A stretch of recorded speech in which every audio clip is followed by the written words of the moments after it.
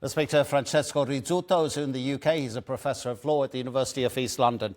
Always a pleasure to have you on, Francesco. These words coming out of Western-oriented capitals against Israel's, especially its blockade, also its attacks on Gaza, has it gone beyond normal diplomatic language, or is it just pretty much the same of what we've heard before, with a slight kind of push towards Tel Aviv?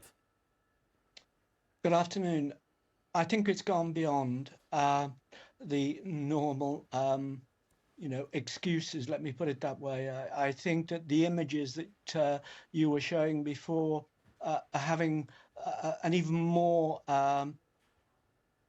impact, if you like, disturbing impact on opinion in Western European countries, including, by the way, over the Atlantic with the United States. So Israel's actions have gone way beyond the right to self-defense that these Western European capitals accept. Way beyond.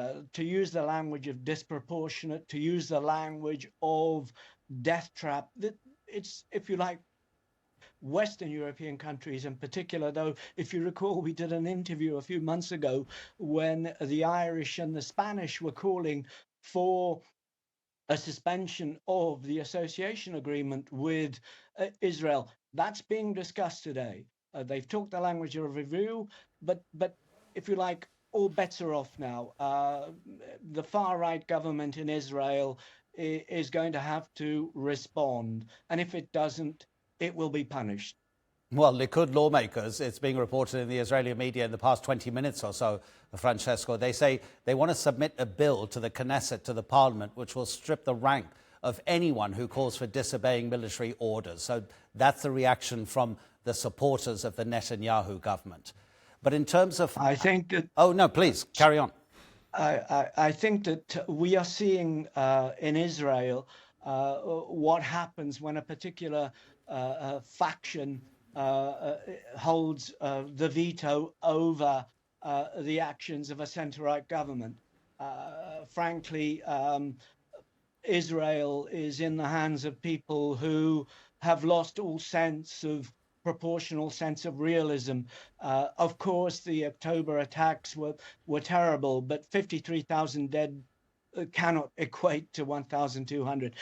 You know, it's a terrible equation. But what is happening in Israel, and the governments now in Europe understand it, and I think Trump also understands it, because it's not good for Trump's image, really, to see the kind of pictures that you were showing before. But it's really Trump that holds the whip hand here. We Europeans can take some measures, sanctions against ministers.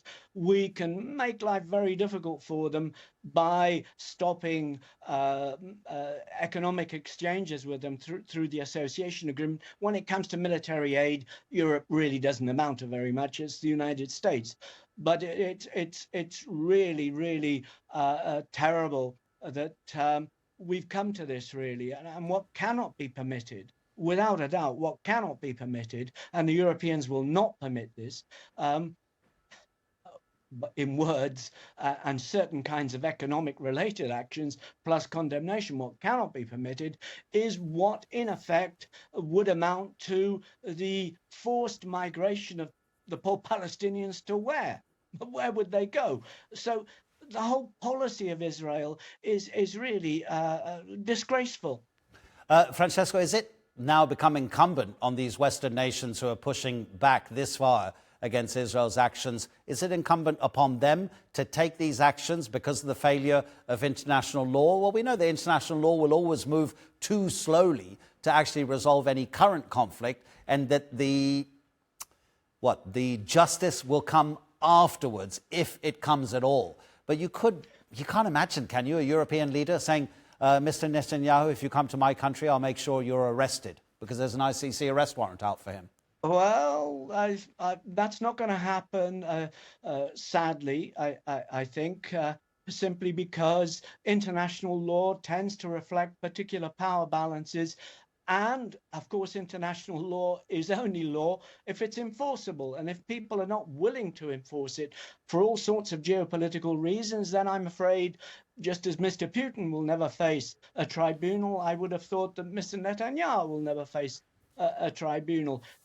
If you like, that's we mustn't push it to that. I think that what really is very important is to stop the killing, is to stop what will amount to starvation and all this stuff about, well, we'll set up our own agency that'll come into play the end of May. Well, what happens in the meantime?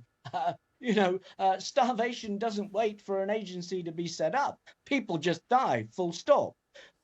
So international law has a role, but here we're talking about power, naked power, and the only country on earth that has the naked power to really make a difference, of course, is the United States, by simply saying to the Israelis, we're not going to give you any arms anymore. But they're not going to do that because of, if you like, Iran and other factors.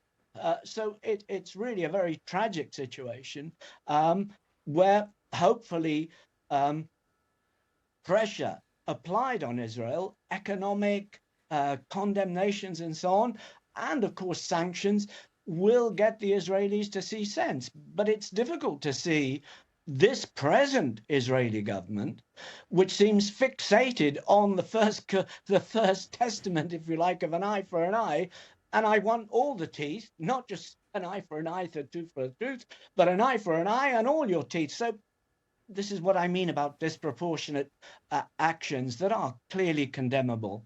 Yep, Antonio Guterres, UN Secretary General, calls it collective punishment. Thank you so much, Francesco. Take care. Pleasure. Goodbye.